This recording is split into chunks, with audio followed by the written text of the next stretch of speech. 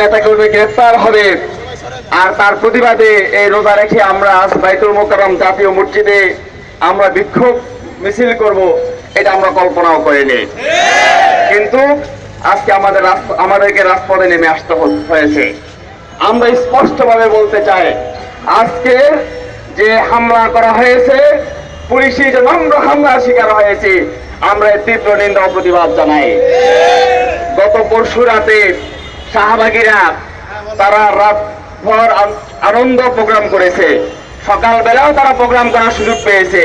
কিন্তু আমরা আজকে রাতের বেলায় গিয়েছি, আমরা সকালবেলা শান্তিপূর্ণ প্রোগ্রামের পরে আমাদের সেখানে আক্রমণ করা হয়েছে। প্রিয় উপস্থিতি, আমরা স্পষ্টভাবে বলতে চাই, আজকের এই হামলা এবং আজকের এই গ্রেফতারের কারণে আমাদের আন্দোলন দমে যায়নি, বরং চলমান মূর্তি বিরোধী আন্দোলন আরো তীব্রতর হচ্ছে। আন্দোলন আরো একটা এগিয়ে গেল। আমরা এই মূর্তি বিরোধী আন্দোলনকে চ্যালেঞ্জ হিসেবে নিয়েছিলাম। গত পরশু আমরা ঘোষণা দিয়েছিলাম, আমরা এটাকে চ্যালেঞ্জ হিসেবে নিয়েছিলাম। গতকাল সারা দেশব্যাপী আমরা বিক্ষোভ মিছিল করেছি।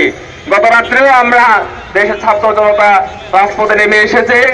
আমরা বলতে চাই, আমাদের আন্দোলন চলছে, আমাদের আন্দোলন চলবে ইনশাআল্লাহ। সংগ্রামী উপস্থিতি, আমাদের মহতারাম কেন্দ্রীয় সভাপতি আজকে কর্মসূচি ঘোষণা করবেন। আমরা দেশবাসীকে বলতে চাই, আমরা কোন দলীয় ইস্যুতে নয়, মূর্তি ইস্যু এটা আমাদের ইমান আকীদার প্রশ্ন। মূর্তি ইস্যু এদেশের ইতিহাস ঐতিহ্যের প্রশ্ন। মূর্তি ইস্যু এদেশের সংস্কৃতির স্বকীয়তার প্রশ্ন। আমরা আমাদের ইমান আকীদার দাবিকে পূরণের জন্য আমরা আমাদের জাতীয় স্বার্থকে সামনে রেখে আমরা রাজপথে নেমে এসেছি। আমরা দেশবাসীর কাছে দোয়া চাই, আমরা দেশবাসীর সহযোগিতা চাই, আমরা দেশবাসীর সহানুভূতি চাই, আমরা দেশবাসীর সাহায্য, আমরা সাহস চাই। আপনারা আমাদের পাশে থাকুন। আমরা ইনশাআল্লাহ যে মূর্তি বিরোধী আন্দোলন আমরা শুরু করেছি, তার একটি সুন্দর পরিসমাপ্তির দিকে আমরা এগিয়ে যাবো ইনশাআল্লাহ। ছাত্র আন্দোলনের দায়িত্বশীল ভাইদেরকে বলবো, আন্দোলন শুরু হয়েছে, চ্যালেঞ্জ হিসেবে নিয়েছি, আন্দোলনের শুভ পরিণতি হবে ইনশাআল্লাহ। মহতারাম কেন্দ্রীয় সভাপতি আজকে যে কর্মসূচি ঘোষণা করবেন, আমরা আমাদের সর্বোচ্চটুকু দিয়ে হলেও সেই কর্মসূচি বাস্তবায়ন করবো ইনশাআল্লাহ। সবাইকে ধন্যবাদ। আসসালামু আলাইকুম রহমতুল্লাহ বারাকাতুহু। আমাদের 9 জন পরিষদ অনেক ছাত্র ভাইকে বিনা অপরাধে গ্রেফতার করেছেন। আমরা তীব্র নিন্দা ও প্রতিবাদ জানাই এবং আগামী কয়েক ঘন্টার মধ্যে যদি আমাদের গ্রেফতারকৃত নেতা কর্মীদেরকে মুক্তি না দেওয়া হয়, তাহলে রমজান মাসে বেদনার চেতনায় এদেশের দলীয় চিন্তা আবার রাজপথে নেমে আসতে বাধ্য হবে। সংগ্রামী ভাই আমার, আজকে আমরা আমাদের পূর্ব কর্মসূচি রয়েছে 17 রমজান। 17 রমজান কিন্তু চলে যায় নাই।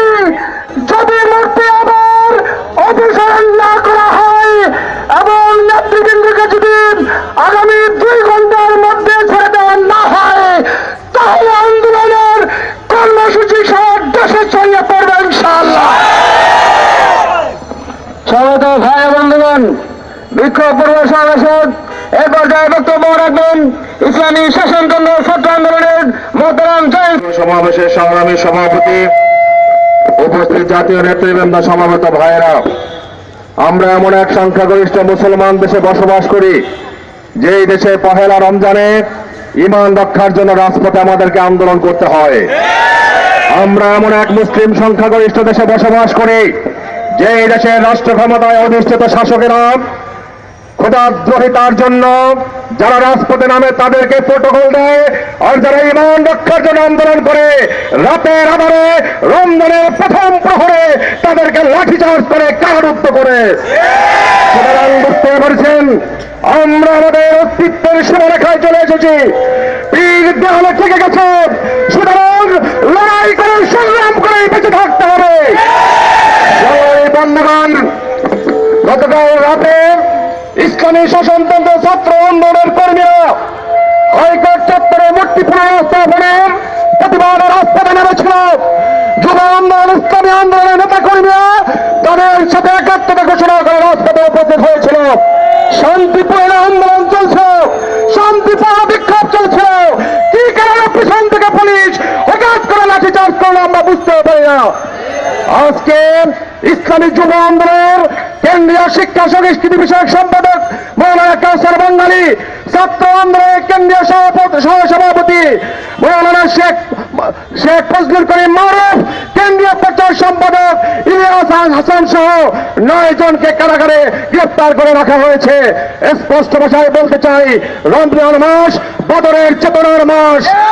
আজকে ইফতারের পূর্বে গ্রেফতারকৃত নেতা কর্মীদেরকে মুক্তি দিতে হবে। যদি মুক্তি না দেওয়া হয়, বদরের চেতনায় কিভাবে উজ্জীবিত হতে হয় ইসলামী আন্দোলনের, যুব আন্দোলন, ছাত্র আন্দোলনের নেতা কর্মীরা তা কিন্তু ভালো করেই জানে।